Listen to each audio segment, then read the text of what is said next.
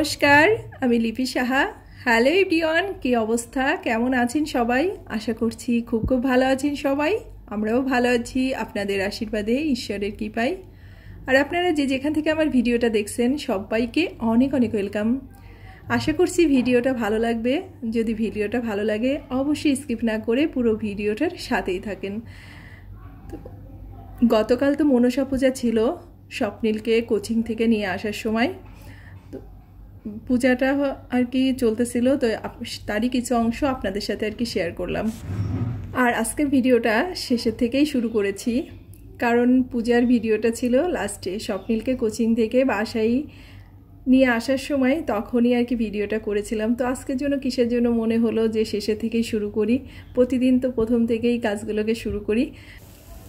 আজকে একটু খাসির মাংস রান্না করব, তার জন্য যে বেশ খানিকটা আর কি আলু নিয়ে নিয়েছি, মানে বেশ কিছু আলু। তো আলুটা হচ্ছে স্বপ্নিলের পাপা একটু কমই পছন্দ করে, আর আমি একটু বেশি পছন্দ করি। তো বেশির পরিমাণটা একটু বেশি হয়ে গেছে। তো যাই হোক, এই আলুটা আবার রুটির সাথে খেতে না অনেক মজা লাগে, মাংসের আলুটা। তো একটু বেশি পরিমাণে দিয়েছি, একটু মানে বেঁচে থাকলে আর কি রেখে দেবো, মানে খাওয়া শেষে থাকলে পরের দিনও আর কি খেতে ভালো লাগে। তো যাই হোক, আজকে রান্নাটা করি আর ভাবলাম একটু গল্প করি।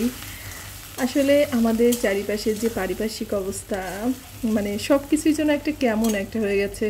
কেউই কোথাও একটু শান্তিতে নেই, এখানে এই সংবাদ সেখানে সেই সংবাদ, মানে সব কিছুর জন্য একটা বাজে অবস্থা। কখনোই কোথাও থেকে মনে হয় না যে একটু ভালো কিছু আর কি শুনতে পাচ্ছি বা ভালো কিছু দেখতে পাচ্ছি।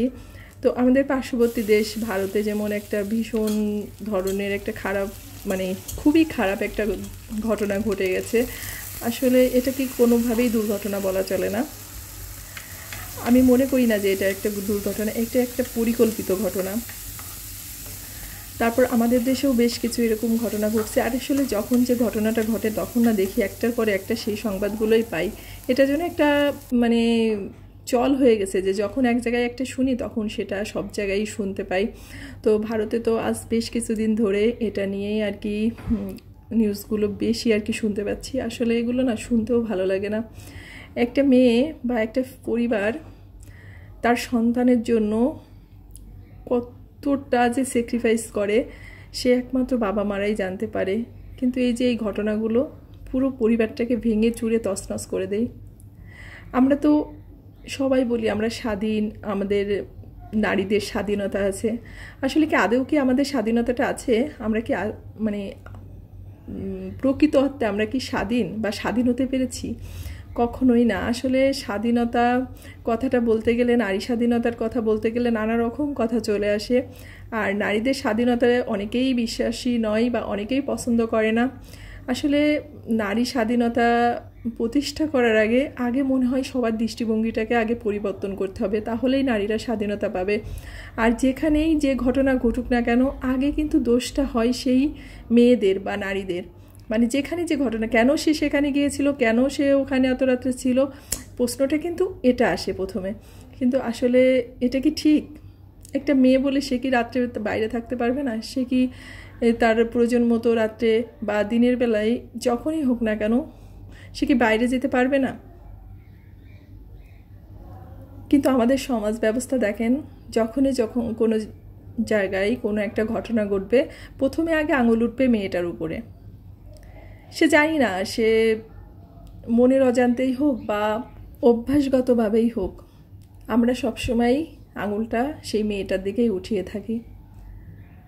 আমরা সবসময় গলা ফাটিয়ে বলে থাকি যে আমরা স্বাধীন, আমরা মুক্ত। আসলে কি আমরা স্বাধীন, আমরা মুক্ত? অনেক নিউজ আছে যেগুলো আমাদের সামনে কিন্তু আসে না, সেগুলো গোপনেই থেকে যায়। তো ভারতের নিউজগুলো দেখতে দেখতে দেখলাম যে ওই জায়গার একটা জরিপে দেখা গেছে যে প্রতি 15 মিনিট অন্তর একটা করে নারী ধর্ষণ হয়।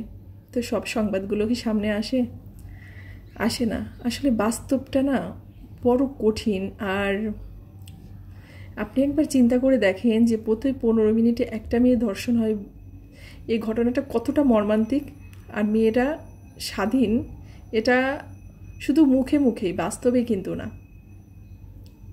তো ভীষণই কষ্ট লাগছে, খুবই খারাপ লাগছে নিউজটা দেখার পর। যেহেতু বেশ কিছুদিন হয়ে গেল, আর ভারতে তো পশ্চিমবঙ্গে ভীষণই উত্তাল একটা পরিবেশ এটা নিয়ে। তো ভগবানের কাছে প্রার্থনা করি ভগবান যেন ওনার মা বাবাকে ধৈর্য ধারণ করার মতো শক্তি বা ক্ষমতা দিন।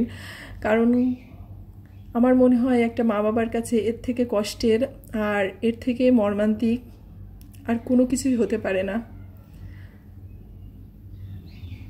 তো যাই হোক, মৌমিতা দি ওপারে ভালো থাকুক, ঈশ্বরের কাছে এই প্রার্থনা করি। আসলে আমাদের কিচ্ছু করার নেই, সাময়িক এই ব্যাপারগুলো নিয়ে ভীষণ উত্তেজনা হয়, অনেক কিছু হয়, কিন্তু পরে দেখি যে আসলে সব কিছু সে আগের মতো স্বাভাবিক হয়ে গেছে, কোনো কিছুই পরিবর্তন হয়নি। যে মনটা ছিল ঠিক সে মনটাই সব কিছু রয়ে গেছে, এটাই সবচেয়ে বেশি খারাপ লাগে। তো যাই হোক, মানে কথাগুলো বলতে বলতে আমার রান্নাটাও প্রায় হয়ে আসছে, আর খুবই দ্রুত রান্নাটা করার চেষ্টা করতেছি। তার কারণ হচ্ছে স্বপ্নীলকে নিয়ে আবার বাইরে যেতে হবে, মানে ওর আজকে কোচিংটা আছে।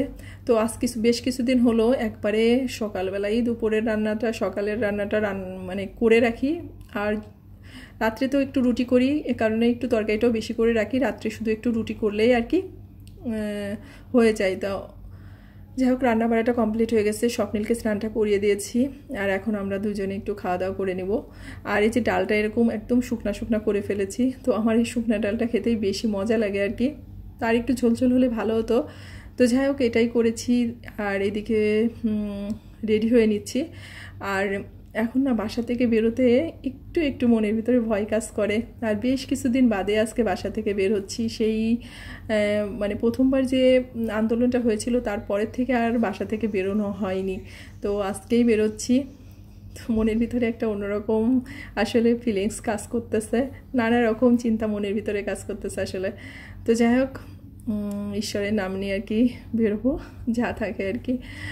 তো সব কিছুই তো আস্তে আস্তে সব জায়গায় সব কিছুই কিন্তু স্বাভাবিক হয়ে যায়, কিন্তু যে ঘটনাগুলো ঘটে সেগুলোই আর কি মনের মধ্যে না কোথাও যেন দাগ কেটে যায়।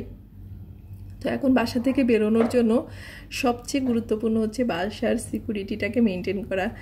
তো আগে তো ওই 2-1টা তালা দিয়ে বাসা থেকে বেরিয়ে যেতাম, কোনো টেনশন ছিল না। আর এখন একটু মানে সবাইকে বলবো সবাই একটু সচেতনভাবে বাসাটাকে লক করে দিয়ে যায় ভালো। তো আমি এই যে গেটের 2টা তালা, এই যে একটা তালা দিয়েছি আর দরজার একটা লক আছে, এই 2টাকে আর কি আটকে দিয়েছি। আর যে কেসি গেটটা আছে তো ওটার হচ্ছে তালাটা 2টা দিব, তো ওটাকে আর কি ভিতরের দিকে তালাটা দিব, যাতে আর কি কোনো ঘটনা ঘটার আগে মানুষ একটু ভেবেচিন্তে ঘটায়।